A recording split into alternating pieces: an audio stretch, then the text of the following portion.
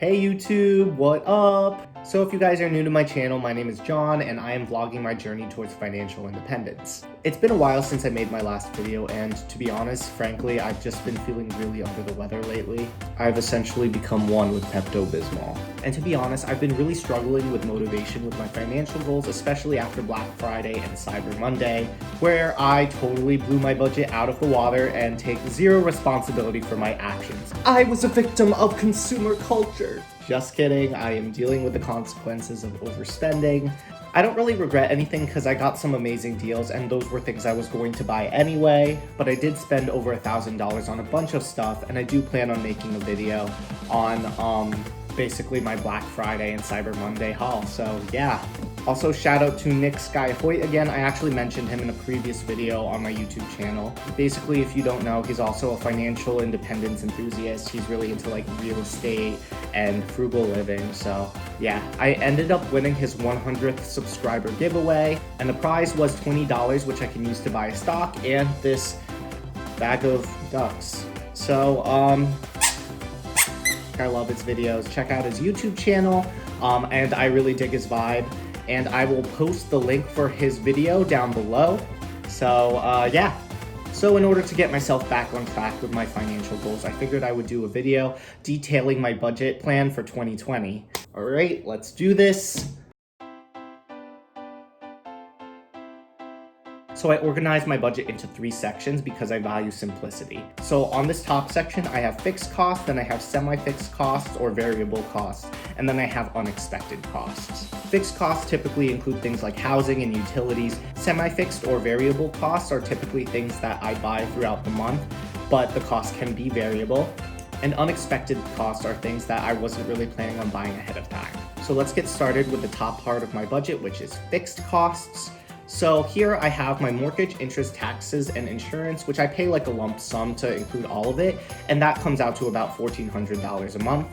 And my HOA fee is a little less than $300 a month. So in total, my living costs are about $1,700. I also pay about $50 for my internet. I recently switched phone carriers from Verizon to Xfinity. Oh my god, oh my stomach. Help. I recently switched phone carriers from Verizon to Xfinity, so now I have an unlimited plan which is about $45, but I couldn't help but buy the new iPhone 11. I know I shouldn't have, but I was having issues with my iPhone 10, and for me it wasn't worth it to just repair the iPhone, so I ended up just getting a new iPhone. But even then, with an unlimited plan and a new iPhone, I'm still spending less than $75 a month, which I'm pretty psyched for. I pay about $4 a month for the gym. Okay, so funny story, I did make a video in the past detailing how I was only spending $2 to go to the gym because my workplace would actually reimburse me $20 if I went to the gym at least 12 times a month. Somehow I noticed that in my transactions, my gym was charging me $35 a month instead of $21. And it turns out that I must have signed the wrong form and they were charging me for a VIP membership, which I certainly was not needing a VIP membership. I initially talked to employees and they said there's nothing that they can do, but I went directly to the manager and they managed to fix it, but they won't reimburse me for the 2 months that I was spending $35 instead of $21. But they did allow me to switch back down to the basic plan without paying for the $50 cancellation fee. That being said, I'm still really bitter about it. God damn it, Retro Fitness.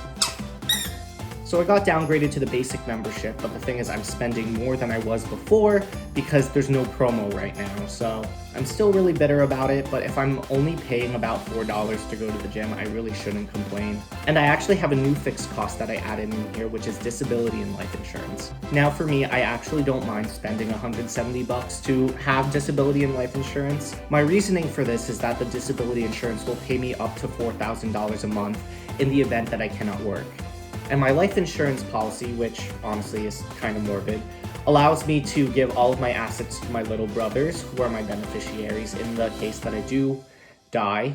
But the life insurance policy actually works as a second investment account because in the situation where like the market drops, I can actually pull out all of the funds that I contribute to the life insurance policy.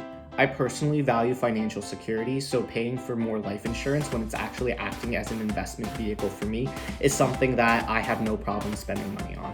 Now on to the next part of my budget. This is semi-fixed or variable costs, and these are basically things that I buy throughout the month, but how much money I actually put into this budget varies from month to month. For example, electricity, I budgeted $100 a month, but sometimes my electricity bill is as low as $20 a month and sometimes as high as $150. So on average, I'm just gonna budget $100 a month and just be on the safe side. Groceries, I typically spend about $200 a month. Sometimes I pay more for groceries and I don't really have a problem with it, and here is why. I do all of my shopping at ShopRite, and ShopRite has things like personal hygiene products, cleaning products, cooking ware, trash bags, pet food. One time I even saw ShopRite selling a 50-inch plasma screen TV. The really cool thing about this is the fact that if you get all of these products at, let's say, ShopRite, all of those products actually count as groceries under how they code for the credit card companies. So if your credit card gives you cash back on grocery stores, you're getting cash back for all of that stuff.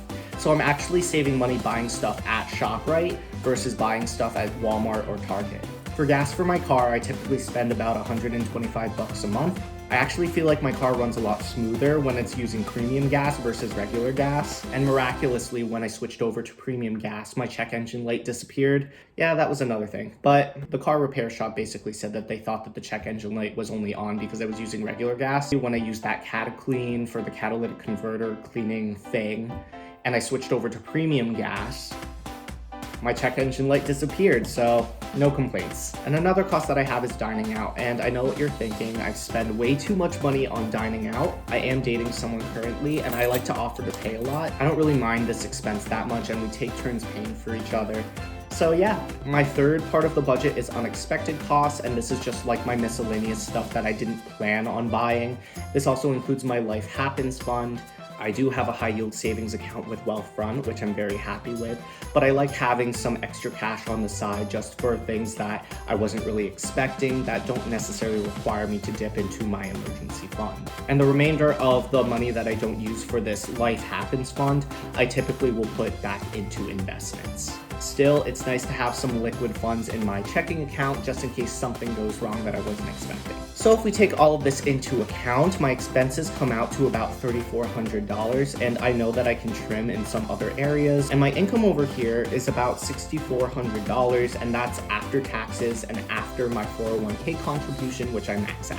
I typically am a little bit more private with how much money I make because I do think that there is an element of privacy that everyone should have, especially on YouTube. But this is how much money I usually take home with me if I have a 2-paycheck month, and this already accounts for taxes and my 401k contribution, which I do max out, which means I'm saving about $3,000 a month or 47% of my income. All right, YouTube, so that's pretty much everything about my budget that I am planning on doing for 2020. And there's gonna be ups and downs, and some months I'm going to do better, some months I'm just going to not.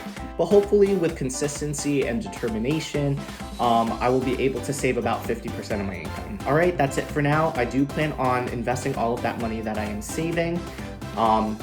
There's going to be another video on that, and again, I'm going to use that $20 that I won from Nick Skyhoyt, and there's going to be a future video regarding all of this. And again, thank you for the bag of ducks that I don't know why I have a bag of ducks, but not complaining, it's pretty cool.